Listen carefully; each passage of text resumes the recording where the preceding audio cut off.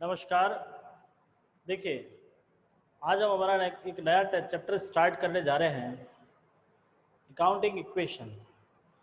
अभी तक हमने general entries, ledger, subsidiary books कुछ हद तक पूरे कर लिए हैं। Now we are starting our new chapter. Name is new chapter is accounting equation. First of all, we know about the accounting equation. The basically meaning is accounting equation is normally हम equation के बारे में जानते हैं और equation को ही हम यहाँ पे थोड़ा सा एक्सप्लेन करने की कोशिश करेंगे। एग्ज़ाम के पॉइंट ऑफ व्यू से देखा जाए तो ये बहुत ही इंपॉर्टेंट चैप्टर है आप लोगों के लिए। एग्ज़ाम में 100% इसका सवाल आता है। दूसरी बात, हमको ये चैप्टर समझने से पहले कुछ छोटी छोटी चीज़ें को फिर से क्लियर करनी होगी। आपको याद होगा जब हमने ना चैप्टर स्टार्ट किए थे, अपना फर्स्ट चैप्टर पढ़ाया था, उस समय हमने एक पॉइंट क्लियर किया था, अकाउंटिंग प्रोसेस। ये भी चैप्टर उसी प्रोसेस से गुजरेगा। हम सबसे पहले बात करते हैं अकाउंटिंग प्रोसेस की। तो अकाउंटिंग प्रोसेस के अंदर हमारे पास कुछ इस तरह से स्टेप होते हैं। पहला है आपका प्रारंभिक लेखे। इससे पहले हम ये जानते हैं व्यवहारों की पहचान होती है, मुद्रा में मापन होता है, फिर प्रारंभिक लेखे आते हैं। लेकिन हम अकॉर्डिंग टू रिकॉर्डिंग बेसिस में लेखा करने के बेस पर हम इन तीनों स्टेप को थोड़ा समझने की कोशिश करते हैं, क्योंकि हमें तो यहाँ पे लेखा करने से रिलेटेड बात समझनी है। जब हम लेखांकन करते हैं तो उसमें अंदर पहला पॉइंट आता है आपका प्रारंभिक लेखा, जिसके अंदर आपने दो स्टेप क्लियर किए हैं, journal and ledger, sorry subsidiary books. Journal और सहायक बहियां दोनों प्रारंभिक लेखा पुस्तकें हैं, जहां आप जर्नल बनाते हो और सहायक बहियां बनाते हैं। जर्नल एक छोटा व्यापारी बनाता है और सहायक बहियां एक बड़ा व्यापारी बनाएगा। बड़ा से मतलब हमारे यहाँ पे है कि वो व्यक्ति जिसके पास ट्रांजैक्शंस बहुत ज़्यादा होते हैं, वो व्यक्ति जिसके पास में व्यवहारों की संख्या बहुत ज़्यादा होती है, बड़े लेवल पे जो काम करता है, वो जनरली सब्सिडियरी बुक्स फॉलो करेगा। लेकिन जो छोटा व्यापारी है, जिसके पास व्यवहारों की संख्या कम है, वो जर्नल बना के अपना काम कंप्लीट करता है। सेकंड स्टेप आता है आपका वर्गीकरण, क्लासिफिकेशन। हम वर्गीकरण के अंदर लेजर पोस्टिंग करते हैं। हमने वर्गीकरण में लेजर पोस्टिंग किया है। लेजर पोस्टिंग का मतलब होता है कि जो आपने एंट्री करी है उससे आपको अकाउंट मेंटेन करना होता है। आप उससे लेजर तैयार करते हो, पर्टिकुलर अकाउंट बनाते हो और उसके अंदर उसकी पोस्टिंग करते हैं। It is our second step of accounting process and last step is summary, जिसको हम सारांश बोलते हैं। समरी के अंदर आप फाइनल अकाउंट प्रिपेयर करते हो, अंतिम खाते, जो अभी हमको समझने बाकी है। हमारे पास तीन अंतिम खाते होते हैं, trading account, profit and loss account and balance sheet. हमारे पास तीन अलग अलग अकाउंट होते हैं, trading account, profit and loss account and balance sheet. हम तीन फाइनल अकाउंट को तैयार करते हैं, trading, profit and loss and balance sheet. ठीक है, तो हमारा जो अकाउंटिंग इक्वेशन है वो इसी से रिलेटेड है, यहाँ से रिलेटेड है कि अकाउंटिंग इक्वेशन का मीन्स हमारे पास में होता है कि जब अपने चिट्टे को समीकरण के रूप में लिखते हैं तो उसी को हम लेखांकन समीकरण कहते हैं। सबसे पहला पॉइंट आता है चिट्टा। आप देख सकते हो अकाउंटिंग इक्वेशन का जो लास्ट पॉइंट है बैलेंस शीट, वहीं से अपने को काम स्टार्ट करना है। और जो अपनी बैलेंस शीट को हिंदी में बोलते हैं स्थिति विवरण या चिट्टा, आपके चिट्टे को आप एक इक्वेशन के तौर पे लिखते हो तो पहले हम ये समझते हैं सर बैलेंस शीट होती क्या है। हम यहाँ समझते हैं बैलेंस शीट। देखिए, बैलेंस शीट के दो भाग होते हैं। एक भाग होता है लायबिलिटी साइड और एक होती है असेस्ड साइड। फिर से इन दोनों टॉपिक पे डिस्कस करेंगे कि असेस्ड क्या होता है, लायबिलिटीज क्या होती है।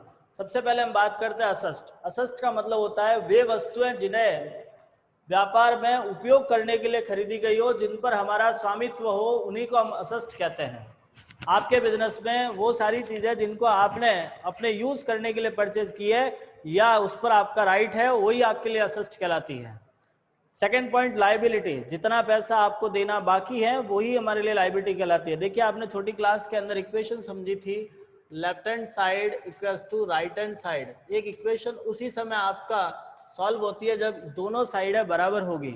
मैथ्स के अंदर आपने एक छोटी सी इक्वेशन आप लोगों ने देखी होगी, left hand side equals to right hand side, कि आपके पास बराबर के पास दो साइड होती है, एक साइड लेफ्ट हैंड साइड होती है, एक साइड राइट हैंड साइड होती है।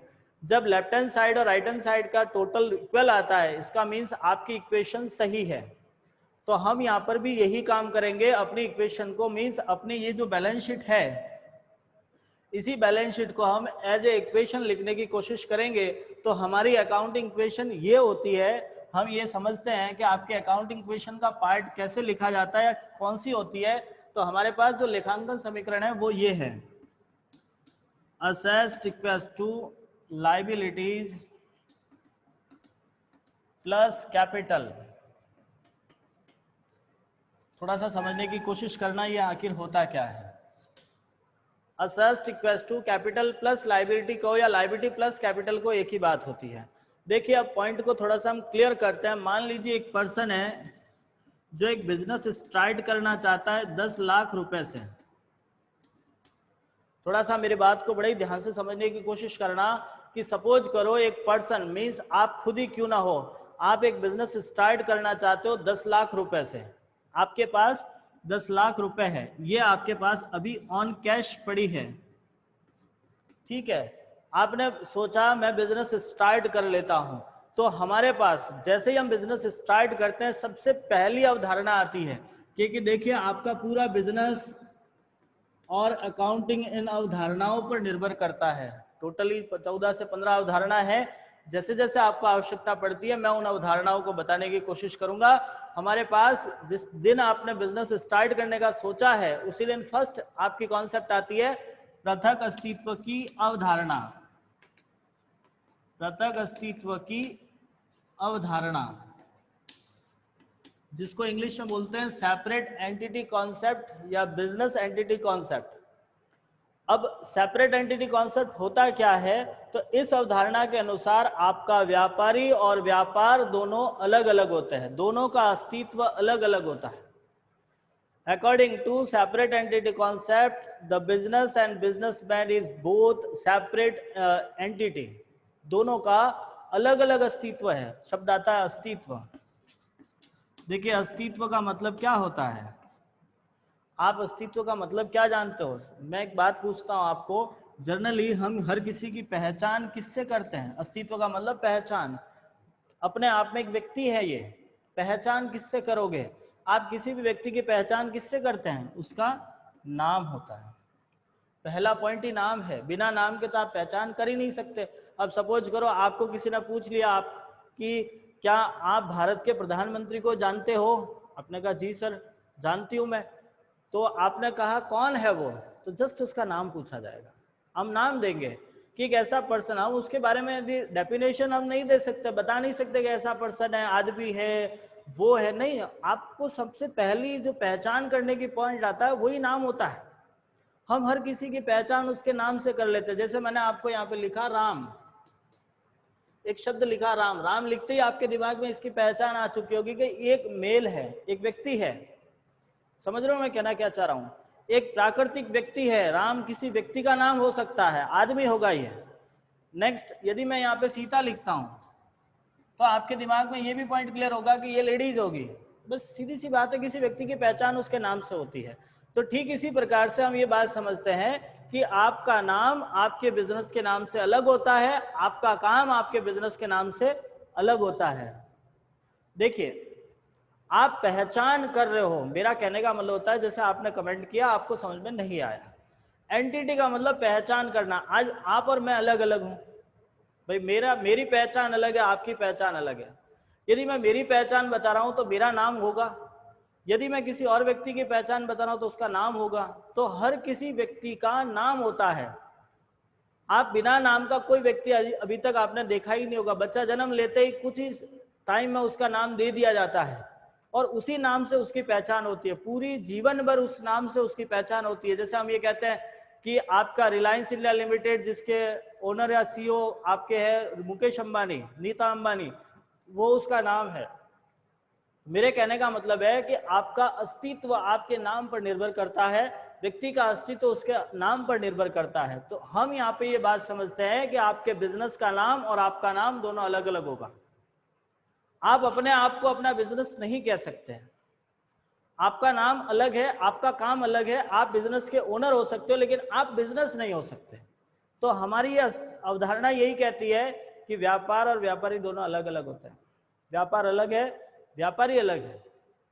आप व्यापार के संदर्भ में समझोगे तो व्यापार का नाम होता है, जैसे आपने लिखा कि मॉडर्न फर्नीचर हाउस, यदि आप देख रहे हो कि लक्ष्मी पुस्तक भंडार, इस प्रकार के जो नाम होते हैं, जैसे आपके जोधपुर मिष्ठान भंडार, इस प्रकार के नाम है भैया, वो नाम के बिना आपका अस्तित्व हो ही नहीं सकता है। तो according to separate entity concept, आपका व्यक्ति अलग है, व्यक्ति का बिजनेस अलग है। तो हमारे पास दो अलग अलग पर्सन होते हैं। इस कंडीशन में जिस व्यक्ति ने बिजनेस स्टार्ट किया है, वो जब बिजनेस में पैसा देता है तो वो भी व्यापार के एक लाइबिलिटी कहलाएगी। हम ये समझने की कोशिश कर रहे हैं कि जो पैसा आप 10 लाख रुपए लगा रहे हो, ये भी व्यापार के लिए दायित्व है। दायित्व क्यों है? क्योंकि व्यापार और व्यापारी अलग अलग है। व्यापारी ने व्यापार को जो पैसा दिया है, वो पैसा भी व्यापार को रिटर्न करना होगा। तो कैपिटल हमारे लिए इंटरनल लायबिलिटीज होती है। एक व्यापारी द्वारा जितना पैसा लगाया जाता है उसी को हम बोलते हैं कैपिटल।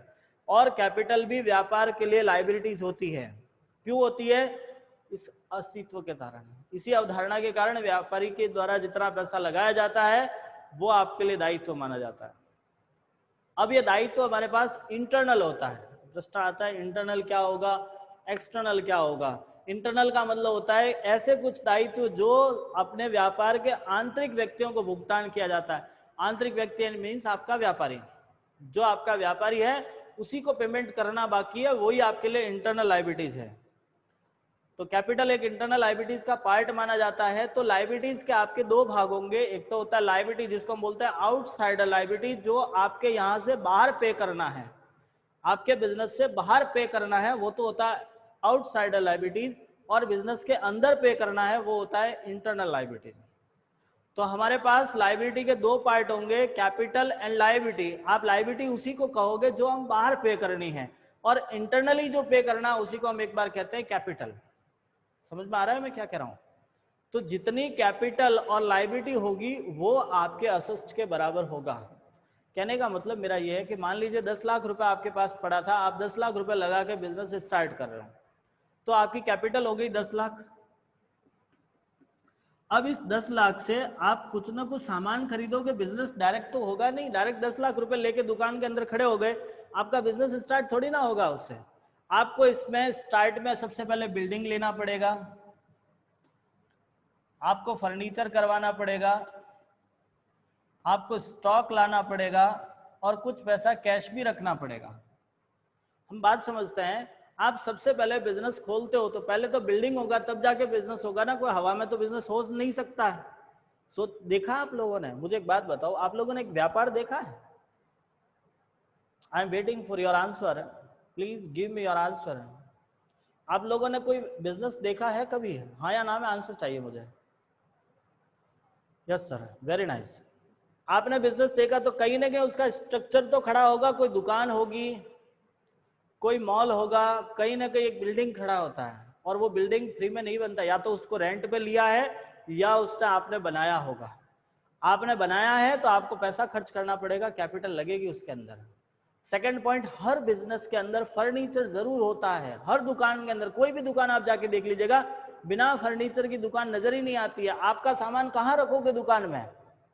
भाई बिना फर्नीचर आप सामान कहाँ रखोगे? यूं डायरेक्ट जाके नीचे तो रखा नहीं जाता है, सबको व्यवस्थित रूप से सेटल कर रखा होता है। तो आपको अपनी दुकान खोलने के लिए पहले फर्नीचर बनवाना पड़ेगा, आपको माल लाना पड़ेगा। बिना माल के तो कहाँ बिजनेस करोगे? कैसे होगा बिजनेस आपका? तो माल भी लाना पड़ेगा, और कुछ पैसा कैश भी रखते हैं अपन।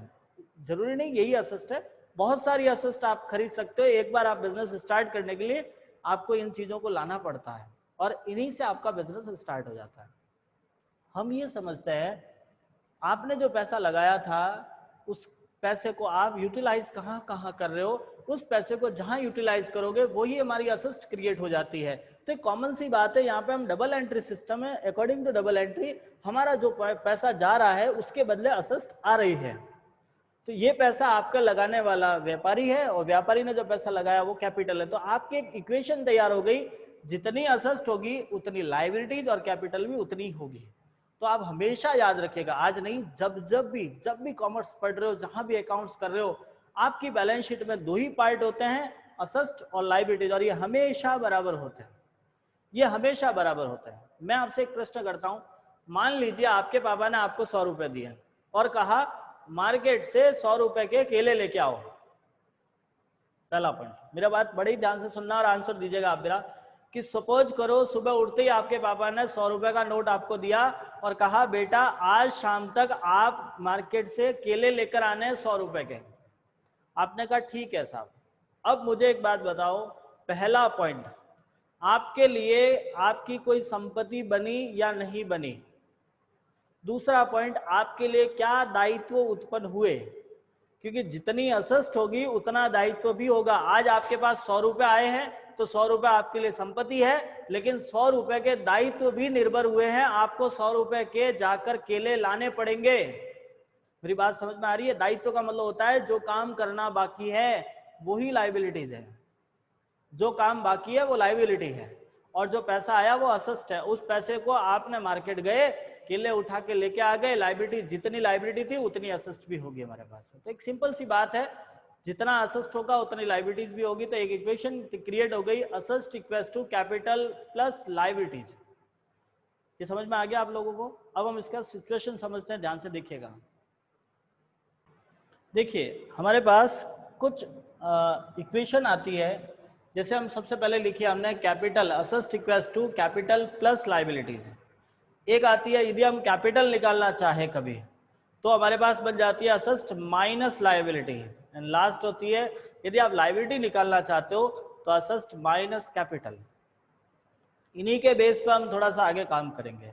अब आप एक बात ध्यान से समझिएगा, according to modern concept we have types of account is 5। एक बार फिर से आप इन चीजों को समझिएगा। मैं इन पांचों पॉइंट को पहले समझा चुका हूं, लेकिन फिर एक बार फिर से समझाता हूं कि आपके पास मॉडर्न कंसेप्ट के अकॉर्डिंग अकाउंट्स के 5 प्रकार होते हैं। आप ध्यान से समझिएगा, पहला होता है कैपिटल, दूसरा liability, asset, income and expenses. आपको यहाँ पर भी ये पांचों चीजें नजर आएगी, पहला capital, liability, asset, income and expenses. आपको इन पांचों को यहाँ पर देखकर समझना होगा, हर व्यवहार को पढ़कर। मैं यहाँ कुछ पॉइंट लिख रहा हूं, बड़े ध्यान से समझिएगा। पहला पॉइंट होता है प्रत्येक व्यवहार से 2 खाते, कम से कम 2 खाते, कम से कम 2 खाते प्रभावित होंगे।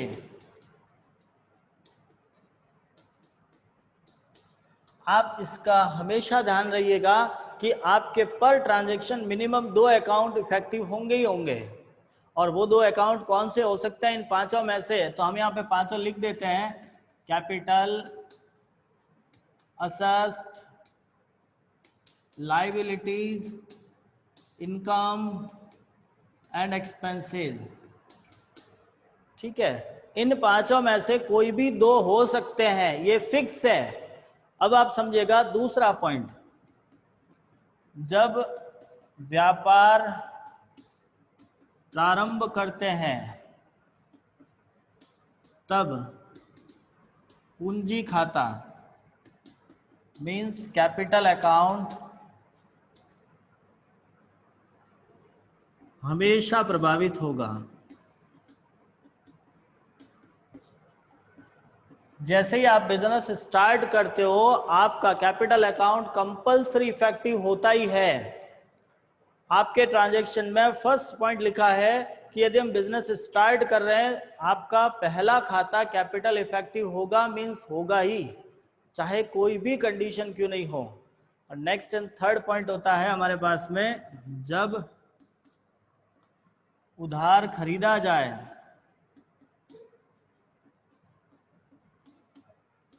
और एक आता है जब उधार बेचा जाए। देखिए 2 बात आती है, खरीदना बेचना। कोई भी चीज खरीद रहे हो, उधार खरीद रहे हो या उधार बेच रहे हो, जब हम उधार खरीदते हैं तब हमारे पास में आते हैं लेनदार, और उधार बेचते हैं तब आते हैं देनदार। दो शब्द आते हैं, लेनदार जिसको बोलते हैं क्रेडिटर्स और देनदार जिसको बोलते हैं डेटर्स। दोनों शब्दों को थोड़ा समझने की कोशिश कीजिएगा। सबसे पहले हम बात करते हैं क्रेडिटर्स के लिए, तो वो व्यक्ति जिससे उधार खरीदा गया है, ऐसा व्यक्ति जिससे हमने उधार खरीदा है। देखिए उधार, दो शब्द आते हैं, उधार और नकद।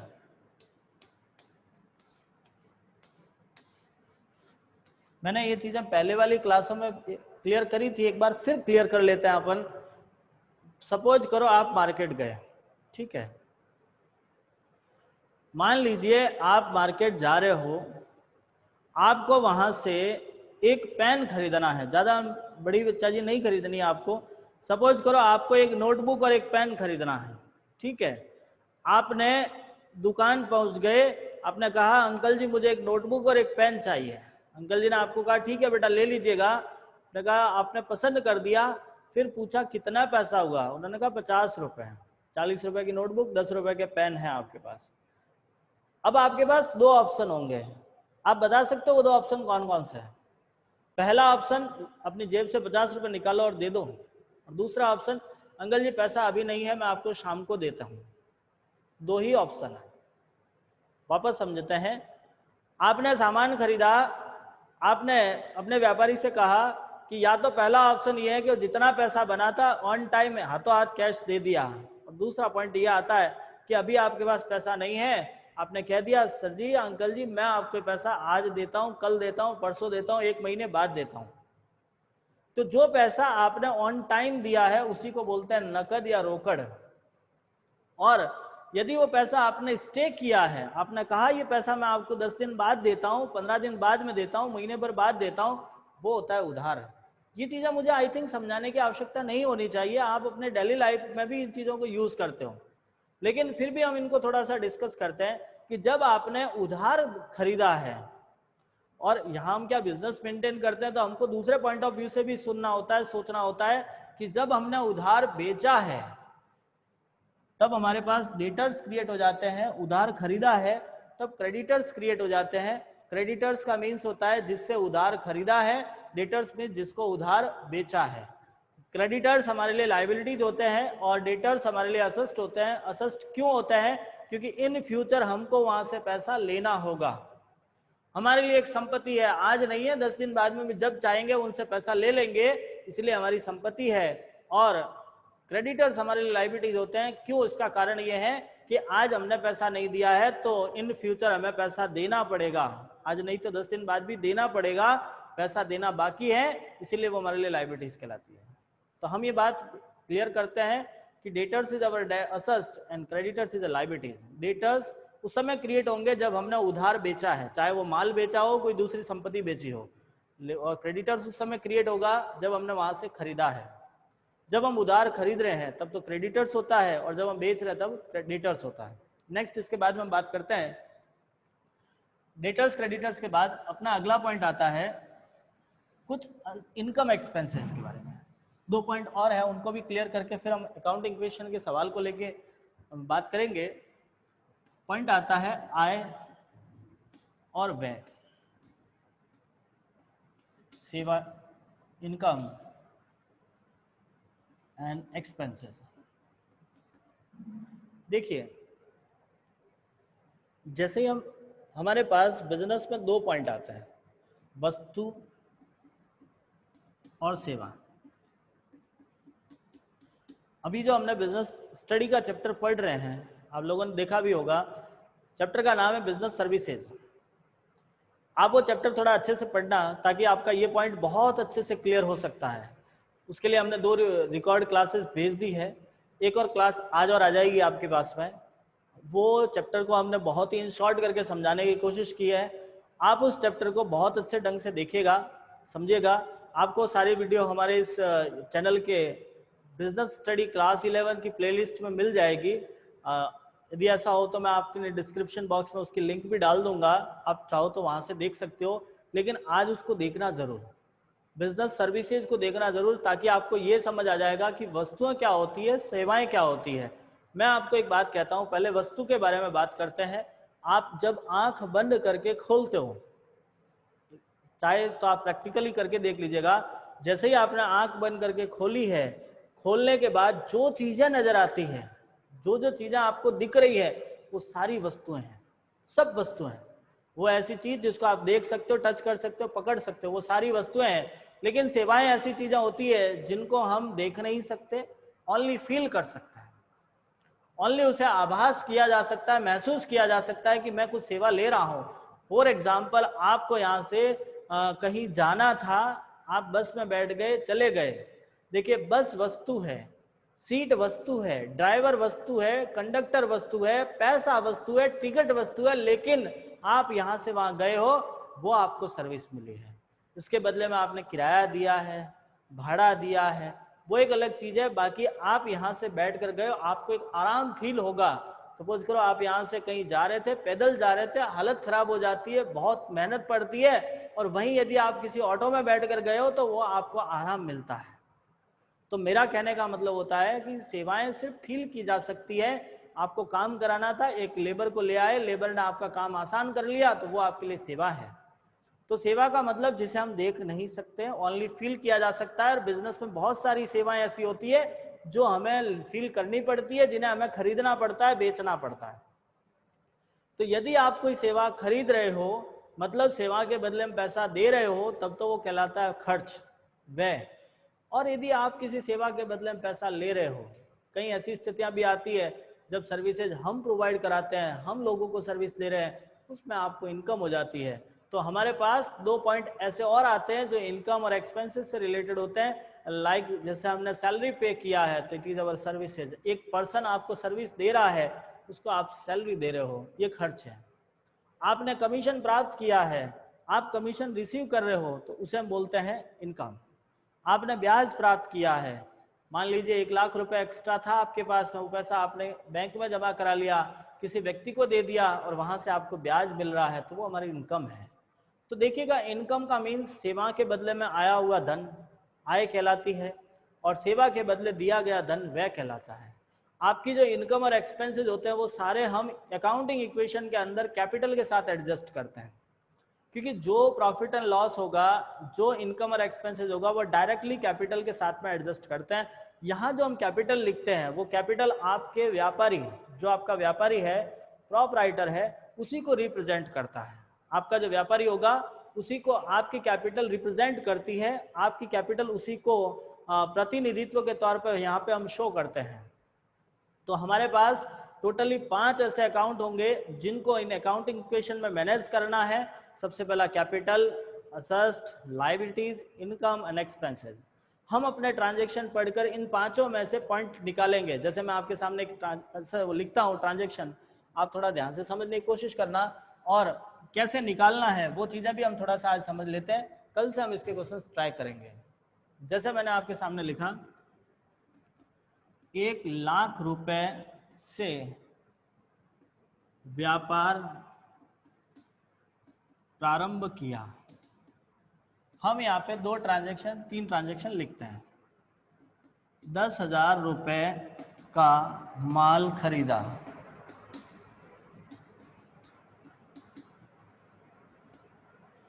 15,000 रुपए में उधार फर्नीचर खरीदा।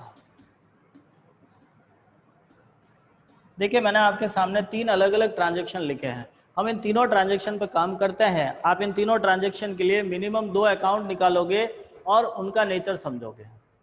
सबसे पहला ये, इस ट्रांजैक्शन में 2 खाते कौन कौन से होंगे। पहले तो हम इसमें से रियल 2 अकाउंट निकालते हैं, फिर उसका नेचर समझेंगे कि क्या है। पहला कैश, दूसरा कैपिटल। अब दिमाग में प्रश्न चलेगा, मैं आपके दिमाग के सारे प्रश्न पहले ही क्लियर कर लेता हूं। पहला प्रश्न, कैश कहां से आया। यहाँ तो रोकड़ नकद कहीं लिखा ही नहीं है।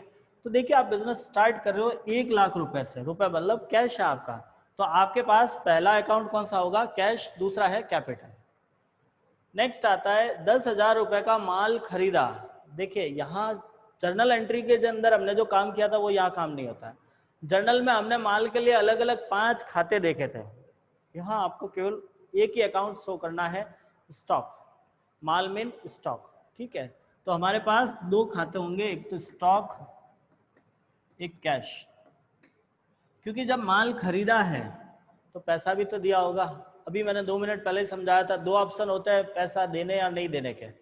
पहला बात, यदि आपने कैश में खरीदा है या उधार खरीदा है। उधार एक स्पेशल कंडीशन होती है, उधार वाली स्पेशल कंडीशन होती है। जब हम उधार खरीदते हैं तो आपको क्लियर लिखा हुआ होगा उधार खरीदा, या किसी व्यक्ति का नाम लिखा होगा जिससे आपने खरीदा है।